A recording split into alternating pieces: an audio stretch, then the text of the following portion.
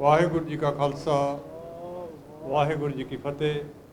सब तो पहला आप सब नूं समुचे खालसा पंथ नूं इस शुभ दिहाड़े की बहुत बहुत मुबारक होवे।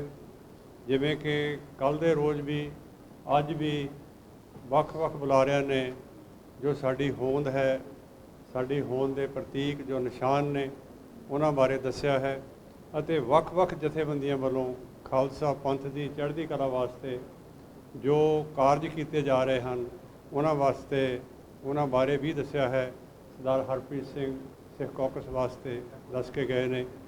डॉक्टर चीमा अज भी ये बारे विचार साझे करनगे कि साडा जो इत्थे प्रैजेंस है सिख कौकस दे विच असीं उहदे लई हुण तक की कर सके हाँ और की आउण वाले समय में करना चाहुंदे हाँ। अज दे दिन 14 अप्रैल नूं इत्थों दी कांग्रेस दे विच सिख नैशनल डे जिहड़ा कि इत्थों दे हाउस विच पेश किया गया है, आस है आने वाले दिनों दे विच वो भी पास होएगा।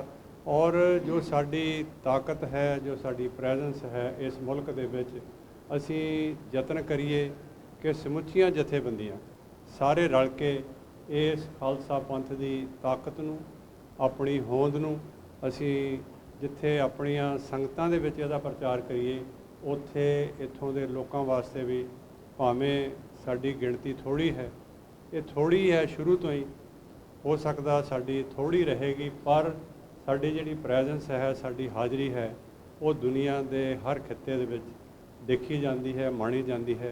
और खालसा पंथ दीयां जो बेशकीमती निशानियां ने, जो साडे गुण ने, जो साडे गुरु साहब ने सानू दिते ने, वो असी किसी तरह की भी सिचुएशन होवे, चाहे वो भीड़ साडे ते होवे, चाहे मनुखता ते होवे, असी रल के उसका मुकाबला करते हाँ। चाहे वो कोविड की सिचुएशन होवे सारी दुनिया च, चाहे अजकल यूक्रेन दे विच जो मनुखता के उपर एक बड़ा वड्डा कहर वापर रहा, उहदे विच साडे सिख नौजवान यूनाइटेड सिक्स वाले उत्थे जाके सेवा कर रहे हैं।